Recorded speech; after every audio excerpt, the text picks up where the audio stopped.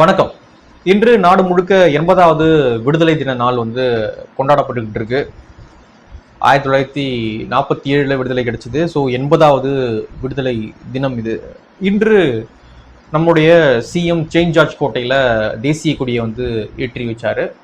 இன்னைக்கு என்ன பேசு பொருளாக மாறி இருக்கணும் அப்படின்னு பார்த்தீங்கன்னா, விடுதலை தினம், விடுதலை வீரர்களுடைய ஈகை, நம்ம இழந்தது, போராட்டம். ஸோ இந்த விஷயங்கள்லாம் டிஸ்கஸ் ஆக மாறி இருக்கணும். நம்ம என்ன இழந்தோம், எங்கே இனிமே முன்னேறி போனோம், ஸோ இப்படியான விஷயங்கள் நம்ம டிஸ்கஸ் பண்ணியிருக்கணும் இன்னைக்கு.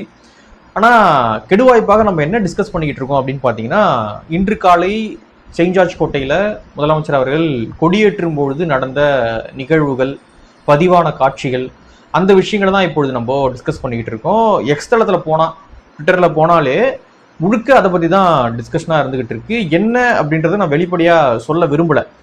அவங்க நார்மலைஸ் பண்ணணும்னு நினைக்கிறாங்க.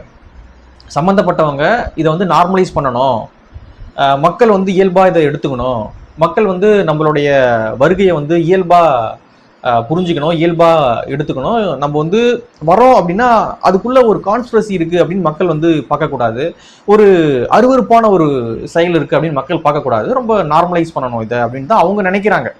அதனால தான் தொடர்ச்சியாக முக்கியமான நிகழ்வுகள்லாம் வராங்க, பங்கேற்கிறாங்க. யாருன்றது மேபி பலருக்கு புரிஞ்சிருக்கும். நான் ஓப்பனாக சொல்லவும் விரும்பல, பூடகமாக தான் பேசணும் அப்படின்னு நினைக்கிறேன். ஏன்னா அவங்க இதை நார்மலைஸ் பண்ணணும்னு நினைக்கிறாங்க, நான் நார்மலைஸ் பண்ணணும் அப்படின்னு நினைக்கல.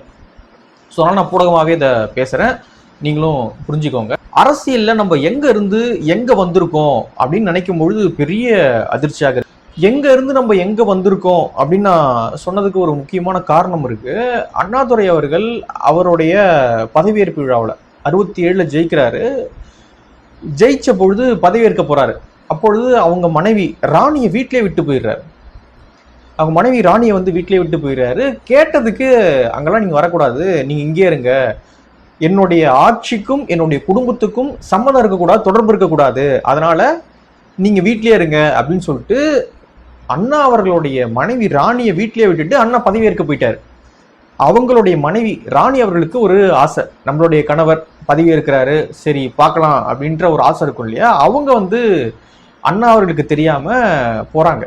போய் ஒரு ஓரமா நின்று, ராணி அவர்கள் போயிட்டு அந்த பதவியேற்பு விழாவில் ஓரமா நின்று, எப்படி அந்த பதவியேற்பு விழா முடிகிற வரைக்கும் உட்கார இடம் இல்லாம கடைசி வரிசையில நின்றுட்டே அந்த பதவியேற்பை பார்த்துட்டு வந்திருக்காங்க. அண்ணாக்கு தெரிஞ்சா திட்டுவார் அப்படின்ட்டு அவருக்கு தெரியாம போயிட்டு நின்றுக்கிட்டே ஏதோ ஒரு மூலையில் நின்று கணவருடைய பதவியேற்பு விழாவை மனைவி பார்த்துட்டு வந்திருக்காங்க. இப்படியான சம்பவங்கள் தான் தமிழ்நாடு பார்த்துருக்கு. ஆனா இன்னைக்கு என்னங்க இது, என்னென்னமோ நடந்துகிட்டு இருக்கு இன்னைக்கு தமிழ்நாட்டில். கேட்டா அதெல்லாம் ஒன்றும் இல்லைங்க, எவ்வளோ தலைவர் கியூட்டா வணக்கம் வைக்கிறாரு பாருங்க, அவங்க ஃபேமிலிக்கு எவ்வளோ கியூட்டா வணக்கம் வைக்கிறாரு பாருங்க, தலைவரோட சிரிப்பை பாருங்க. விவசாயிகளின் பயிர்க்கடன் ரூபாய் 5932.23 கோடி தள்ளுபடி செய்யப்பட்டுள்ளது. எங்க உங்க தலைவர் நம்பர்லாம் தப்பு தப்பா சொல்றாருங்க அப்படின்னா, தலைவர் தப்பா சொன்னாலும் அதுல ஒரு கியூட் இருக்குங்க அப்படின்னு எவ்வளவு அடிமுட்டாள்தனமா போயிட்டு சிந்திக்க முடியுமோ அவ்வளவு அடிமுட்டாள்தனமா போயிட்டு தாவேக்காவோடைய தொண்டர்கள், விஜயோடைய ரசிகர்கள்லாம் பேசிக்கிட்டு இருக்காங்க. ரொம்ப அருவருப்பான விஷயங்கள்லாம் அவங்க பண்றாங்க. இதெல்லாம் எப்படி நார்மலைஸ் பண்ண முடியுது அப்படின்னு தெரியல. நாங்க நம்பர் தப்பா சொல்றாருன்னா தப்பு தானே, தலைவர் எவ்வளவு கியூட்டா சொல்றாரு, தப்பா சொன்னாலும் தலைவர் சொன்னா அது கியூட்டு தானேங்க அப்படின்றாங்க. பாவீங்களா அப்படின்ற மாதிரி. ஸோ நான் இப்போ ஒரு சம்பவம் சொன்னேன்ல, அந்த சம்பவத்தை ராணி அண்ணாதுரை அவர்களே 1996 இந்தியா டுடேல ஒரு பேட்டியில் அவங்க சொல்லியிருக்காங்க. அவங்க ஒரு பேட்டி எடுக்கிறாங்க இந்தியா டுடே. அதில் அவங்க பதிவு பண்ணுறாங்க. இது ஆன்லைன்லேயே அவைலபிளாக தான் இருக்குது. என்ன சொல்கிறாங்க அப்படின்றத பாருங்க. அவர் முதல்வராக இருந்தபோது நாங்கள் எந்த சலுகையிலும் அனுபவிக்க கூடாதுன்னு ஸ்ட்ரிக்டாக நினைச்சார். அவர் பதவி பிரமாணம் எடுக்கும்போது கூட வீட்டிலிருந்து யாரையும் கூட்டிட்டு போகலை. எனக்கு அதை பார்க்கணும்னு ரொம்ப ஆசை. அதனால் எங்கள் வீட்டு கார் டிரைவரை விழா நடக்கிற இடத்துக்கு என்னை அழைச்சிட்டு போக சொன்னேன். அங்கே போனால் எனக்கு பெரிய அதிர்ச்சி.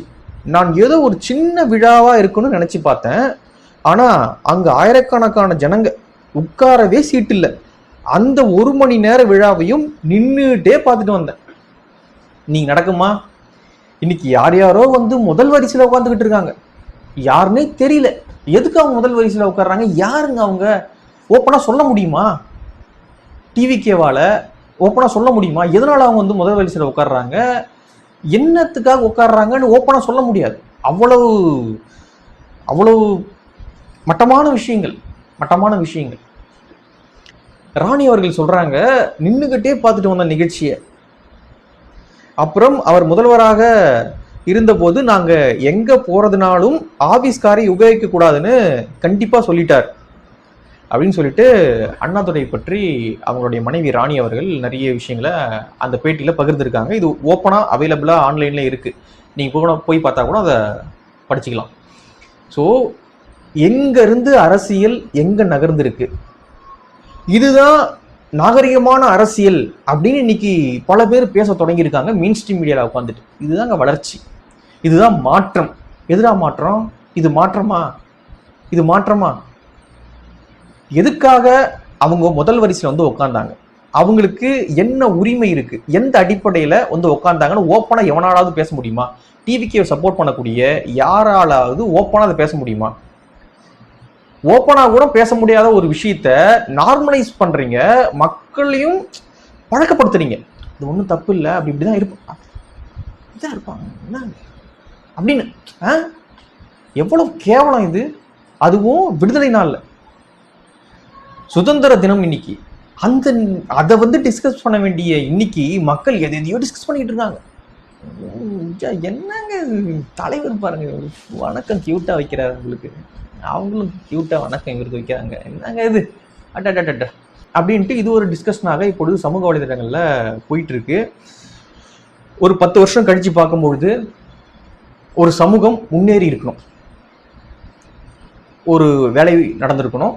அதன் காரணமாக ஒரு 10 வருஷம் கழிச்சு பார்க்கும்பொழுது, ஒரு 20 வருஷம் கழிச்சு பார்க்கும்பொழுது ஒரு சமூகம் முன்னேறி இருக்கணும். 10 வருஷம் கழிச்சு பார்க்கும்பொழுது 20 வருஷம் பின்னாடி போயிருந்தது அப்படின்னா அந்த சமூகம் எவ்வளவு முட்டாள்தனமான விஷயங்களை 10 வருஷம் பண்ணியிருக்கோம் அப்படின்றத பார்த்துங்க. அதான் நான் நினைக்கிறேன். ஒரு சமூகத்தை பார்க்கும்பொழுது 10 வருஷம் கழிச்சு பார்க்கணும், முன்னாடி போனோம், அதுதான் வந்து முன்னேற்றம். இல்லை 10 வருஷம் கழிச்சு பார்க்கும்பொழுது நம்ம 40 வருஷம் பின்னாடி போய் நிற்கிறோம் அப்படின்னா இது என்ன முன்னேற்றம்? இது என்ன மாற்றம்? இந்த மாற்றத்தினால யாருக்கு என்ன பயன்? ஒரு நாட்டை ஆளக்கூடிய ஒரு தலைவர், அவர் வந்து அவரோட தனிப்பட்ட வாழ்க்கையை பற்றி எனக்கு பேச விருப்பம் இல்லை, எனக்கு தேவையும் இல்லை. ஆனால் அவங்க நினைக்கிறாங்க, என்னுடைய தனிப்பட்ட வாழ்க்கையை நீ பேசு, அதை நார்மலைஸ் பண்ணு, இப்படி இருக்கிறது ஒன்றும் தப்பு இல்லை, நீ நார்மலைஸ் பண்ணு அப்படின்றத அவங்க பேசணும் அப்படின்னு நினைக்கிறாங்கன்னா அது என்ன மாதிரியான மனநிலை இது?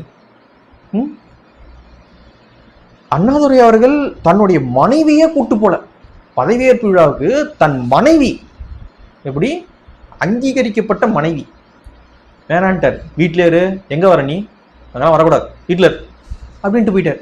அவங்க திருட்டுத்தனமாக போயிட்டு கணவர் பதவி இருக்கிறார், அதை நின்றுக்கிட்டு 3 மணி நேரம் நின்றுக்கிட்டு எங்கேயோ ஓரமாக நின்றுட்டு பார்த்துட்டு வந்துட்டாங்க. இது தமிழ்நாட்டில் நடந்த சம்பவம், இன்னைக்கு நடந்துக்கிட்டு இருக்கு பாருங்க. நான் ஓப்பனாக சொல்கிறேன், இது என்னன்னா, இது வந்து அவங்க அரசியல் என்ட்ரி கொடுக்கும் வாய்ப்புகள் இருக்குது, அதற்கான ஏற்பாடுகளும் பின்னாடி நடந்துகிட்டு இருக்கலாம். அதற்காக இது ஒன்றும் தப்பு கிடையாது. மக்கள் அதெல்லாம் ஒன்றும் தப்பாக எடுத்துக்காதீங்க. இது நார்மலைஸ் பண்ணுங்க, நார்மலாக எடுத்துக்கங்க, இயல்பாக எடுத்துக்கங்க. எல்லார் வாழ்க்கையிலும் நடக்கிற ஒரு விஷயம்தான். ஸோ நாளைக்கு அவங்க அரசியலில் வந்தாலும் எதுவும் நீங்கள் நினச்சிக்க வேண்டாம், எதுவும் வந்து தப்பாக எடுத்துக்க வேண்டாம், அவங்களையும் ஏற்றுட்டு போங்க அப்படின்னு சொல்லிட்டு மக்களை பழக்கப்படுத்துகிறாங்க. அவங்களுடைய அழுக்கான மண்டைக்கு மக்களே வந்து பழக்கப்படுத்திக்கிட்டு இருக்காங்க. அதுதான் வந்து இப்பொழுது நடந்துகிட்டு இருக்கு. மக்கள் இதை கடுமையாக எதிர்க்கணும். யார் அவங்க எதிர்க்கு முதல் வரிசையில் வந்து உட்கார்றாங்க? எதுக்கு உட்கார்றாங்க? இதெல்லாம் இதுல வந்து முதலமைச்சர் அவர்கள் சொல்றாரு, ஓட்டு போட்டீங்க, நம்ம ஜெயிச்சிட்டோம், அதோட என்னை விட்டுறக்கூடாது, நீங்க இனிமேதான் என் கூடயே நீங்க இருக்கணும். இப்படி நடக்கிற விஷயத்துக்கெல்லாம் கூடயே மக்கள் உங்களுக்கு சப்போர்ட் பண்ணிட்டே இருக்கணுமா? இனிமேதான் வந்து மக்கள் என் கூடயே இருக்கணும் அப்படின்றார் விஜய் அவர்கள். இது ஒரு சம்பவம், இதற்கு வந்து மக்கள் சப்போர்ட் பண்ணிக்கிட்டு விஜய் அவர்கள் கூடயே வரணும். இது என்ன மைண்ட் செட், என்ன மனநிலை இது? ஒரு ரோல் மாடலா இருக்க தேவை இல்லையா? கீழே இருக்கிறவன் பார்த்தா என்ன நினைப்பான், தலைவரே அப்படி இருக்காருன்னா நம்பா, அப்ப நம்பலாம் இன்னும் சூப்பரா இருக்கணும் போல நம்பலாம் அப்படின்னு நினைச்சுக்கிட்டு அவன் வேற மாதிரி ரோல் மாடலா எடுத்துட்டு போயிட்டு இருந்தா என்ன பண்றது? குடும்பம் நாசமா போயிடும், குடும்பம் குடிச்சவர் ஆயிடும்ல, குடும்பம் நடுத்தூர்ல போய் நின்றோம். உங்களுக்கு ஒன்றும் பிரச்சனை கிடையாது, பணம் இருக்குது, அதிகாரம் இருக்குது, பவர் இருக்கு, புகழ் இருக்கு, இந்தியாவுக்கே உங்களுக்கு தெரியும். ஆனால் சாதாரண குடும்பம் அப்படி கிடையாதுல்ல.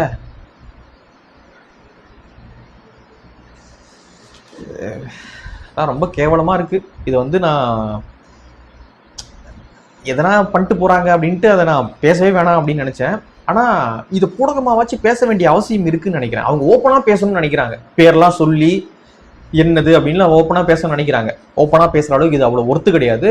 ஆனால் இதுக்கு பின்னாடி ஆபத்து இருக்குது. நாளைக்கு அவங்க அரசியல்லையும் என்ட்ரி ஆக வாய்ப்பு இருக்குது. ஊடகமாக வச்சு பேசி பேசி பேசி மக்கள் மனசில் இந்த விஷயத்துக்கு எதிரான ஒரு மனநிலையை வந்து உருவாக்கணும். இது நார்மல் கிடையாது. இது கிடையாது. ஸோ ரொம்ப ரொம்ப ரொம்ப தவறான விஷயத்த இவங்க நார்மலைஸ் பண்ண ட்ரை பண்ணுறாங்க. மக்கள் இதை கடுமையாக எதிர்க்க வேண்டிய அவசியமானது இருக்குது. ஸோ ஒரு நாகரிகமான சமூகமாக தமிழ் சமூகம் இருக்கணும் அப்படின்னா இதெல்லாம் வந்து கடுமையாக எதிர்க்கணும். முடிஞ்சால் 2 துப்பு துப்பிடுங்க, அவ்வளோதான். இதெல்லாம் வந்து அவங்க ட்ரை பண்ணுறாங்க நார்மலைஸ் பண்ண. நீங்கள் அதுக்கு இடமே கொடுக்காதீங்க. கடுமையாக இந்த விஷயத்தெலாம் வந்து கண்டிங்க. ஸோ உங்களுடைய பார்வை என்ன அப்படின்றத கீழே கமெண்ட்டில் பதிவு பண்ணுங்கள். நன்றி.